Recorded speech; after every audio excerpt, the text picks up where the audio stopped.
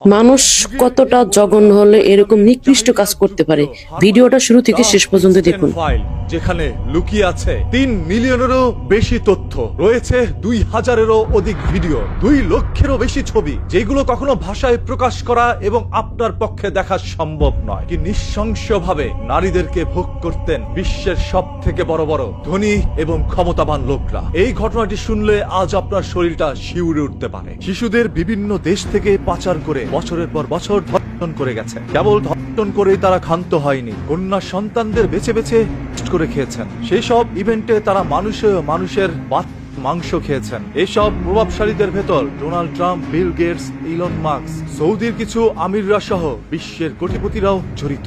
এমনকি আমাদের প্রতিবেশী দেশেরও নরেন্দ্র মোদীও জড়িত। এক কথা, ইপস্টেইন ফাইল হলো প্রভাবশালী শয়তানদের ক্ষুদ্রতম আমলনামা। একটু কল্পনা করেন আপনার ঘরে থাকা আদরের সেই ছোট্ট মেয়েটির কথা, যার বয়স 12 কিংবা 13, ফুলের মতো পবিত্র, চোখে এক রাস স্বপ্ন। একদিন তাকে বলা হলো তাকে একটি বিশেষ বৃত্তি দেওয়া হয়েছে। বলা হলো সে বিশ্বের সবচেয়ে জ্ঞানী, ধনী এবং প্রভাবশালী মনীষীদের সাথে দেখা করার সুযোগ পাবে। এই কথা শুনে বাবা মার কাছ থেকে বিদায় নিয়ে সরল মনে মেয়েটি প্লেনে উঠল। কিন্তু সে জানতো না চকমকে ওই প্লেনটির নাম ললিতা এক্সপ্রেস। সে জানতো না এই প্লেনটি তাকে স্বপ্নের দেশে নয়, বরং দাজ্জালিক সভ্যতার এক গোপন জাহান্নামের দিকে নিয়ে যাচ্ছে, যার গন্তব্য প্রশান্ত মহাসাগরের বুকে অবহেলিত বিচ্ছিন্ন দ্বীপ লিটল স্লেট জেমস। দ্বীপটিকে দেখতে দুনিয়ার জান্নাতের মতো মনে হয়। চারদিকে নীল সমুদ্র, মাঝখানে রাজকীয় প্রাসাদ। কিন্তু প্রাসাদের ভিতরে ঢুকতেই মেয়েটির স্বপ্ন কাচের মতো চুরমার হয়ে যায়। সে দেখলো টিভির পর্দায় যাদেরকে হিরো হিসেবে দেখেছে, নোবেল বিজয়ী,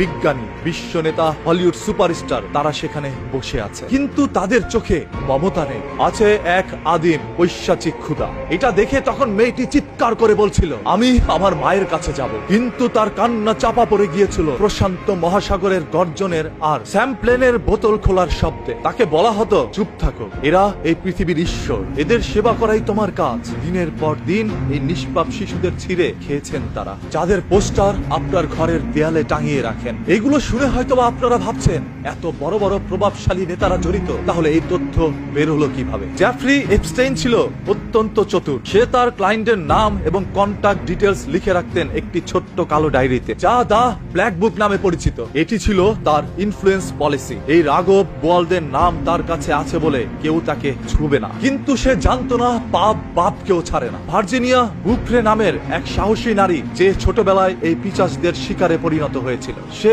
এপস্টেইনের সহযোগী এবং রক্ষিতা গিসলাইন ম্যাক্সওয়েলের বিরুদ্ধে মামলা ঠুকে দেয়। সেই মামলার সূত্র ধরে যুক্তরাষ্ট্রের আদালতের নির্দেশে হাজার হাজার পৃষ্ঠার সিল্ড ডকুমেন্টস জনসম্মুখে প্রকাশ করার আদেশ দেওয়া হয়। এরপর বিশ্ববাসী অবাক হয়ে দেখলো, এতদিন যারা তাদেরকে ভদ্রলোক ভেবে এসেছে, আদালতের নথিতে তাদের নামগুলো জল জল করছে জঘন্য সব অপরাধের সাথে। কাদের নাম সেখানে রয়েছে, তালিকাটি দেখলে আপনার পায়ের নিচের মাটি সরে যাবে। বিল ক্লিন্টন, আমেরিকার সাবেক প্রেসিডেন্ট, গণতন্ত্রের ফেরিওয়ালা, যিনি এই দ্বীপে এবং এপস্টেইনের প্লেনে চড়তেন বহুবার। নথিতে তাকে নিয়ে বহু চাঞ্চল্যকর তথ্য রয়েছে। প্রিন্স অ্যান্ড্রু, ব্রিটিশ রাজ পরিবারের অহংকার, যার আদিজাত্যর গল্প শুনে আপনারা বড় হয়েছেন, সে ছিল এই দ্বীপের নিয়মিত খদ্দের। স্টিফেন হকিং, যার বিজ্ঞান আর কসমোলজি নিয়ে আপনারা মুগ্ধ, তিনিও গিয়েছিলেন সেই পাপের দ্বীপে। নথিতে তার নামও উঠে এসেছে। বিল গেটস, বিশ্বের সেরা ধনী, এবং তারও ঘনিষ্ঠতা ছিল এই শিশু পাচারকারীদের সাথে। ডোনাল্ড ট্রাম্প, বিশ্ব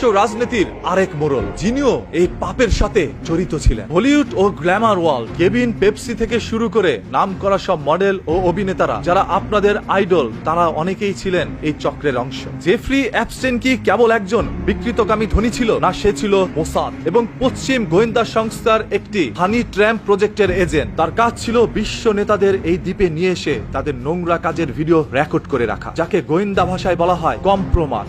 পরবর্তীতে এই ভিডিওগুলো দিয়ে তাদের ব্ল্যাকমেল করা হতো। আপনার প্রিয় নেতা যখন টিভিতে দাঁড়িয়ে ফিলিস্তিনের বিপক্ষে বা অদ্ভুত সব সেকুলার এজেন্ডার পক্ষে কথা বলে, তখন তাদের গলার দড়িটা আসলে জায়নবাদীদের হাতে থাকে। তারা জানে মুখ খুললেই তাদের এই গোপন ভিডিও ফাঁস হয়ে যাবে। বাংলাদেশের কোন মাদ্রাসার শিক্ষক যদি শরিয়া আইন নিয়ে কথা বলে, নারীদেরকে ঘরমুখী হওয়ার কথা বলে, অল্প বয়সে নারীদের বিয়ে নিয়ে কথা বলে, তখন এই দেশের সুশীলরা নারীবাদীরা চিৎকার করে আকাশ বাতাস ভারী করে ফেলে, বলে মোল্লারা সব শিশুকামী। কিন্তু আজ যখন শত শত প্রমাণ সামনে আসছে যে তাদের স্বপ্নের আমেরিকা, তাদের সভ্যতার ধারক বাহকেরা এক একজন জঘন্য লেভেলের ব্যাটফয়েল, তখন তারা মুখে কলপ এনেছে। কারণ এই পিচাসরা টাই পরে ইংরেজিতে কথা বলে এবং দামি পারফিউম মাখে। তাদের কাছে সাদা চামড়ার অপরাধ কোনো অপরাধ না, ওটা লাইফস্টাইল। এই দাজ্জালিক বা নিউ ওয়ার্ল্ড অর্ডার এর মূল মন্ত্রই হলো পারিবারিক প্রথা ধ্বংস করা এবং বিকৃত যৌনাচারকে নরমাল করা। এই অ্যাপস্টেইন চক্র কোনো বিচ্ছিন্ন ঘটনা না, এটা সেকুলার পুঁজিবাদী ব্যবস্থার পচে যাওয়া কলিজার বাস্তব ছবি। আপনার